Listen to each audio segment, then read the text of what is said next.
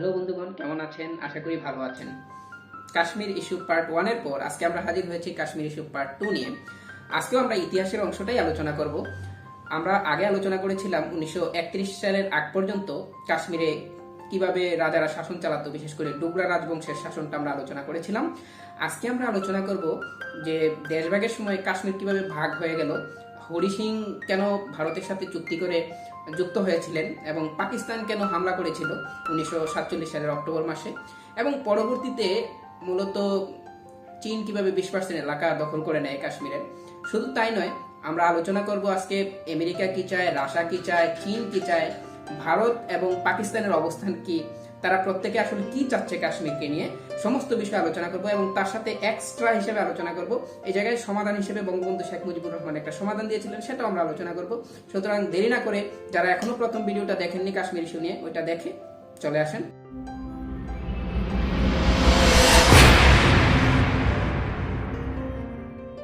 চলুন আগে ম্যাপটা দেখে আসি। এই যে এখানে হালকা সবুজ কালারের অংশটা দেখছেন, এটা পাকিস্তানের অন্তর্ভুক্ত। পাকিস্তান অধিকার করে রেখেছে জম্মু কাশ্মীরের 37 ভাগ এলাকা, এর মধ্যে আছে আজাদ কাশ্মীর। আজাদ কাশ্মীরের রাজধানীর নাম হলো মুজাফফরবাদ। এছাড়াও আছে উত্তরাঞ্চলীয় গিলগিট বালতিস্তান। হালকা বেগুনি কালারের যে অংশটা দেখছেন সেটা ভারতের অংশ। ভারত শাসন করছে কাশ্মীরের মোট 43 ভাগ এলাকা।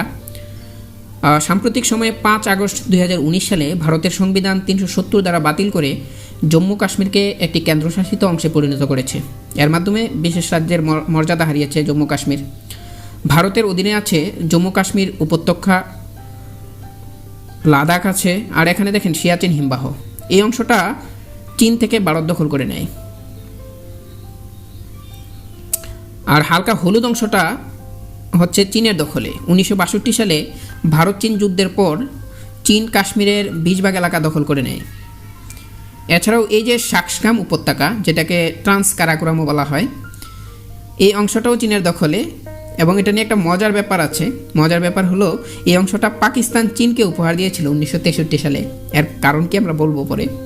আকসাই চীন এবং সাকসকাম উপত্যকা হচ্ছে চীনের দখলে, আর এই অংশটা হচ্ছে 20%।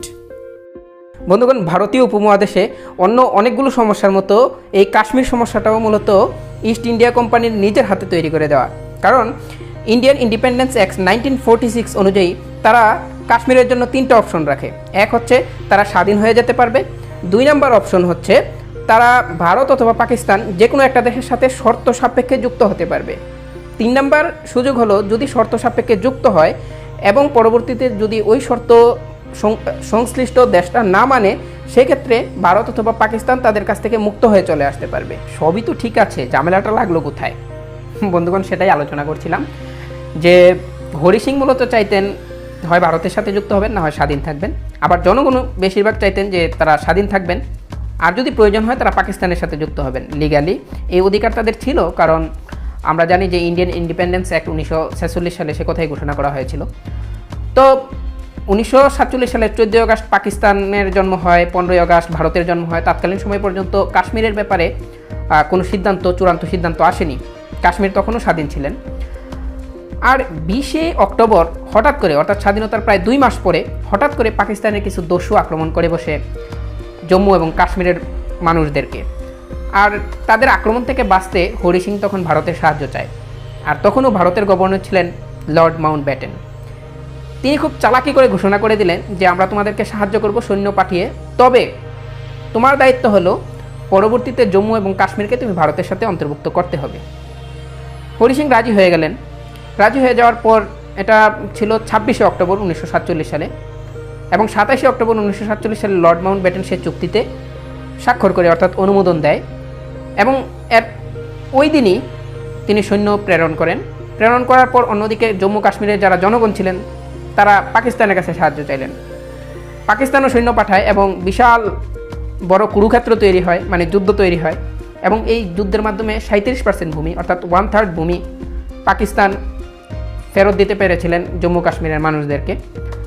ভারত যখন কাশ্মীর দখল করতে সৈন্য পাঠায় তখন হাজার হাজার স্বাধীনতাকামী কাশ্মীরি প্রচণ্ড নিপীড়ন নির্যাতনের শিকার হয়, এবং ভারতীয় সৈন্যদের অত্যাচার ও আক্রমণে বহু কাশ্মীরি দেশ ত্যাগ করে পার্শ্ববর্তী পাকিস্তান এবং দেশের বিভিন্ন দেশে চলে যেতে থাকে। ফলে 1947 সালের শেষের দিকে কাশ্মীর প্রসঙ্গে ভারত ও পাকিস্তান যুদ্ধে লিপ্ত হয়। এই যুদ্ধ চলে প্রায় 2 বছর এবং এই 2 বছরের পর 1949 সালে জাতিসংঘের মধ্যস্থতায় যুদ্ধবিরতি হয়। কাশ্মীর প্রসঙ্গে ভারত পাকিস্তান 1947, 1965 এবং 1999 সালে ভয়াবহ যুদ্ধে জড়িয়ে পড়ে এবং সিয়াচেন হিমবাহ নিয়ে 1984 সালে পাকিস্তান ও চীনের সঙ্গে পারমাণবিক উত্তেজনাপূর্ণ যুদ্ধের বিভীষিকা ছড়িয়ে দেয় আর কাশ্মীরের অভ্যন্তরে প্রচণ্ড সামরিক আক্রমণ পরিচালনা করে।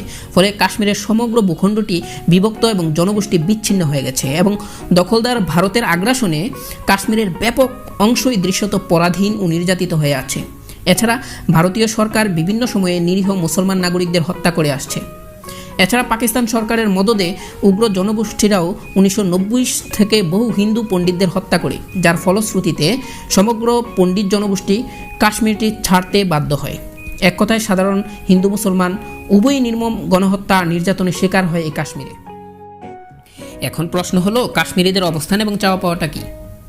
আসলে কাশ্মীরিদের অবস্থান এবং চাওয়া পাওয়া 2 ভাগে বিভক্ত। একদল স্বাধীন কাশ্মীরের স্বপ্ন দেখে, আরেক দল চায় পাকিস্তানের সাথে যুক্ত হতে। সেটা বুঝলাম, তারা স্বাধীন হতে চায়, কিন্তু পাকিস্তানের সাথে যুক্ত হতে চায় কেন? কারণ তারা ভাবে যদি তারা স্বাধীনও হয়ে যায় তারপরেও ভারত যদি কোনো সময় আগ্রাসন চালায় সেক্ষেত্রেও তারা পরাধীন হয়ে যাবে। সেজন্য পাকিস্তানের মতো একটা শক্তিশালী পারমাণবিক শক্তিধর মুসলিম রাষ্ট্রের সাথে থাকাটা বুদ্ধিমানের কাজ এবং নিরাপদের মনে করে সেজন্য তারা আসলে পাকিস্তানের সাথে যুক্ত হতে চায়। ভারতের অবস্থান ও যুক্তিটা কি? ভারত কাশ্মীরকে নিজেদের ভূখণ্ড বলে দাবি করে। 1972 সালের সিমলা চুক্তি অনুযায়ী পাক ভারত সকল সমস্যা দ্বিপাক্ষিক আলোচনার মাধ্যমে সমাধান করতে হবে বিষয়ে চুক্তি হয়েছে। 1947 সালের পর ভারত কেন্দ্রীয় সরকারের অধীনে কাশ্মীরের অনেকগুলো জাতীয় প্রাদেশিক নির্বাচনে অংশগ্রহণ করে কাশ্মীরকে ভারতের অংশ হিসেবে মেনে নিয়েছে। এই যুক্তি হচ্ছে ভারতের। পাকিস্তানের অবস্থান এবং যুক্তিটা কি? 1947 সালের স্বাধীনতার মূলনীতি অনুযায়ী কাশ্মীর হয় স্বাধীন হবে, না হয় পাকিস্তানের অংশ হবে। কারণ জম্মু কাশ্মীর সম্পূর্ণ অঞ্চলটাই মূলত মুসলিম সংখ্যাগরিষ্ঠ ছিল। কাশ্মীরের মহারাজা হরি সিংয়ের একক সিদ্ধান্তে কাশ্মীরিদের ভাগ্য নির্ধারিত হতে পারে না। কাশ্মীরে একটি গণভোট অনুষ্ঠিত হওয়ার কথা ছিল জাতিসংঘের অধীনে। জাতিসংঘ কর্তৃক 1948 সালে গণভোটের প্রস্তাব এবং নিরাপত্তা পরিষদে বহুবার আলোচিত হওয়ার পরও একে দ্বিপাক্ষিক ব্যাপার বলা যায় না। এটা পাকিস্তানের যুক্তি। পাকিস্তান চায় আন্তর্জাতিক মধ্যস্থতায় তৃতীয় কোনো পক্ষের মাধ্যমে সমস্যার সমাধান করতে। সিমলা চুক্তির দোহাই দিয়ে এটিকে আর দ্বিপাক্ষিক বলা যাবে না, কারণ সিমলা চুক্তিতে কাশ্মীরের জনগণকে বাইরে রাখা হয়েছিল। যার বিয়ে তার খবর নাই, পাড়াপড়শির ঘুম নাই, বিষয়টা ওই রকম হয়ে গেল। এখন কথা হলো জাতিসংঘের অবস্থান এবং যুক্তিটা কি? পুরো সংকটকে পর্যালোচনা করে জাতিসংঘের নিরাপত্তা পরিষদ ভারত বা পাকিস্তান নয়, বরং কাশ্মীরের ব্যাপারে চূড়ান্ত সিদ্ধান্ত নেওয়ার ক্ষমতা কাশ্মীরের জনগণের বলে একটা মত দেন 1948 সালে এবং গণতান্ত্রিক গণভোটের মাধ্যমে সে মতামতের ভিত্তিতে সংকট নিরসনের সিদ্ধান্ত জানায়। কিন্তু জাতিসংঘ কাগজে ভাগের মতো তর্জন গর্জন ছাড়া সমস্যা সমাধানের ক্ষেত্রে কোনো কার্যকরী ভূমিকা রাখতেই পারেনি। ফলে 1962 সালে চীন ও ভারত কাশ্মীর ইস্যুতে যুদ্ধে লিপ্ত হয় এবং পাকিস্তানের সাথে ভারতের একাধিক ছোট বড় যুদ্ধ হয়। এইসব যুদ্ধ এবং দখলকৃত কাশ্মীরে ভারতীয় পাকিস্তানি সৈন্যবাহিনী এবং জঙ্গিদের বর্বর আক্রমণে 1947 সাল থেকে বর্তমান পর্যন্ত হাজার হাজার মানুষের মৃত্যু হয়, গৃহহীন, উদ্বাস্তু, দেশান্তরী হয় লাখ লাখ কাশ্মীরি। এখনও প্রতিদিন রক্তপাত ও মৃত্যুর ঘটনা ঘটছে এই পৃথিবীর ভূস্বর্গে। 1948 সালে যে গণভোটের প্রস্তাব জানায় সেটা অপূর্ণই থেকে যায়। 2016 সালে জাতিসংঘের তৎকালীন নিরাপত্তা পরিষদের প্রেসিডেন্ট এবং রুশ দূত ভিটালি চারকিন বলেছিলেন, বিতর্কিত কাশ্মীর সীমান্ত নিয়ে ভারত পাকিস্তানের মধ্যে যে সংকট চলছে জাতিসংঘের নিরাপত্তা পরিষদে তা নিয়ে কোনো আলোচনা হবে না। এর কারণ ছিল ভারতের সাথে রাশিয়ার সম্পর্ক কিন্তু খুবই ভালো ছিল। এখন ভারতীয় কূটনীতি কিন্তু আমেরিকার দিকে ঝুঁকে গেছে, অন্যদিকে পাকিস্তানের কূটনীতি ঝুঁকে গেছে চীনের দিকে। এখন অবস্থা হলো রাশিয়ার অবস্থানটা কি? রাশিয়ার অবস্থান 2016 সালের পরে আর তেমনভাবে প্রকাশিত হয়নি। রাশিয়া বরাবরই কাশ্মীর ইস্যুতে ভারতের পক্ষ নিয়েছিল এবং রুশ দূত ভিটালি চারকিনের কথা আমরা আগেই বলেছিলাম যে নিরাপত্তা পরিষদের প্রেসিডেন্ট থাকাকালীন তা আবারও স্পষ্টভাবে প্রকাশ পায়। যুক্তরাষ্ট্রের অবস্থান কি? যুক্তরাষ্ট্র কোনো পক্ষকে তার সিদ্ধান্ত চাপিয়ে দিতে চায় না। যদি কাশ্মীর সমস্যায় উভয় পক্ষ যুক্তরাষ্ট্রের মধ্যস্থতা মেনে নেয় তাহলে সালিসি ভূমিকা পালন করতে তারা রাজি আছে। বন্ধুগণ, ভিডিও ছোট রাখার উদ্দেশ্যে আমরা দ্বিতীয় পর্ব এখানেই শেষ করছি। আমরা কনসিকিউটিভলি আলোচনা করব এরপরে বঙ্গবন্ধু শেখ মুজিবুর রহমান কী সমাধান দিয়েছিলেন, কার্গিলের যুদ্ধ কিভাবে হয়েছিল, 1962 সালের ভারত চীন যুদ্ধ কীভাবে হয়েছিল, 1965 সালের ভারত পাকিস্তান যুদ্ধ কীভাবে হয়েছিল, এর ফলাফল কী ছিল, এবং সর্বশেষ যে ভারত ভারতের সাথে চীনের যুদ্ধ হয়েছিল সেখানে আসলে কোন ঘটনার প্রেক্ষিতে হয়েছিল, তাছাড়া 370 ধারা কেন বাতিল করা হয়েছিল, 35-এর ক ধারা বাতিল কেন করেছিল, অরুণাচল প্রদেশ এখন আসলে চীন আস্তে আস্তে কীভাবে দখল করছে, সমস্ত বিষয় নিয়ে আমরা আস্তে আস্তে আলোচনা করব। লাদাখের অবস্থা কী, এবং এছাড়াও আরও যে অঙ্গরাজ্যগুলো আছে যাদের বিশেষ মর্যাদা ছিল ভারতের কাছে ভারতের সংবিধান অনুযায়ী, সেই রাজ্যগুলোর এখন কী অবস্থা, তাদের উপরে কোনো রিস্ক এই ক্ষেত্রে আছে কি না, ভারত কেন কাশ্মীরিদেরকে অধিকার ফিরিয়ে দিতে চাচ্ছে, এখানে রিস্ক ফ্যাক্টরটা কোথায়, সমস্ত বিষয় নিয়ে বেসিক ক্লিয়ার করার জন্যে আমরা আস্তে আস্তে আলোচনা করতে থাকবো। আশা করি আপনারা আমাদের ভিডিওগুলো দেখবেন এবং আমাদেরকে উৎসাহিত করবেন।